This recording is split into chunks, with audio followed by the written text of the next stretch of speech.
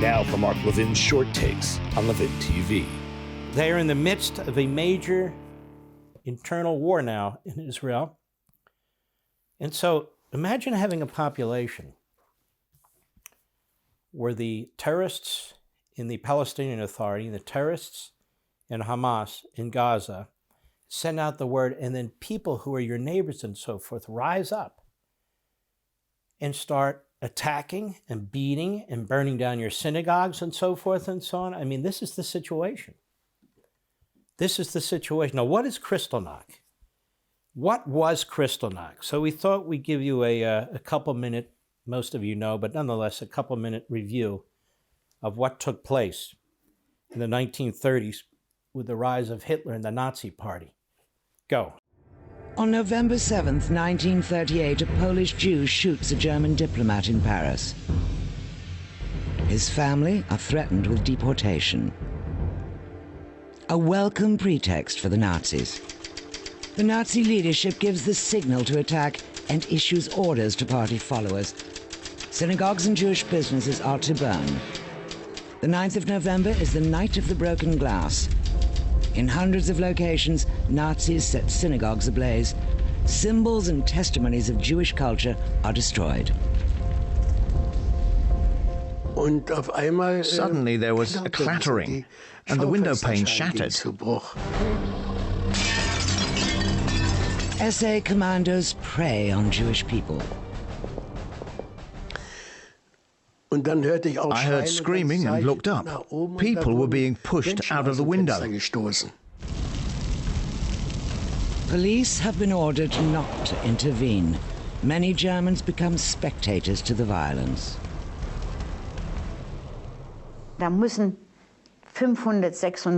were 500, 600 people, Germans, shouting and singing. There was a lady, I couldn't see her face. They pulled her down the street by her hair. Most look the other way, but some come to the Jews' aid, in secret. The fear was so great that we often didn't have the courage to help our Jewish fellow citizens.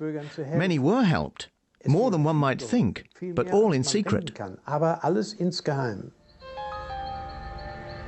In this one night alone, over 1,400 synagogues are destroyed. That was the turning point. That was when the Jews in Germany understood they could no longer live in peace as German Jews. That became clear after this night of violence. More than 400 Jews are beaten, shot, or driven to suicide.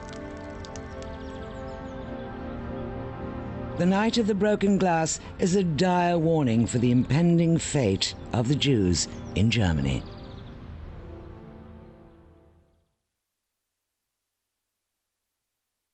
The Grand Mufti, really of the Palestinians, worked hand in glove with Adolf Hitler, met with Adolf Hitler,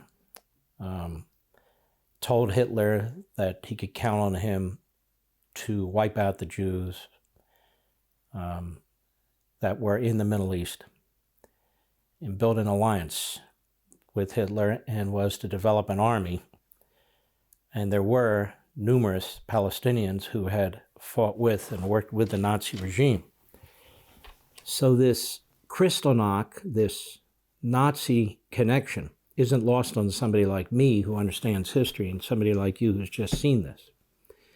So these are pogroms, as they used to call them in Russia, where you're going specifically targeting Jewish citizens, synagogues, and so forth. So the people who did this in Lod and in other towns, by the way, throughout the state of Israel, their allegiance isn't to their country. It's to ethnic cleansing. And some Israelis just realize that. And Americans need to understand that too. That's why assimilation is so important in our own country, as a matter of fact.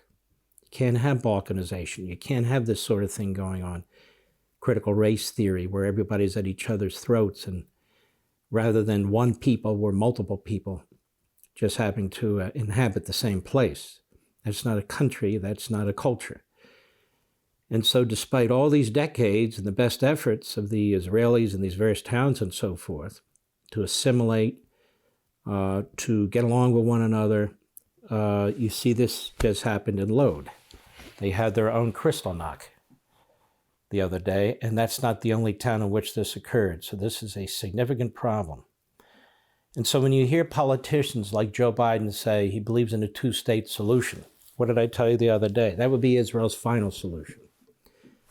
Look what they're doing in the Gaza Strip. Imagine if you had your own country, your own industry, your own alliances with Iran, Syria, other countries. You could build missile systems left and right. You could build tanks and all the rest and just fire into population centers of Israel. In a constant state of war, that state of Israel might not survive. That's what Netanyahu worries about.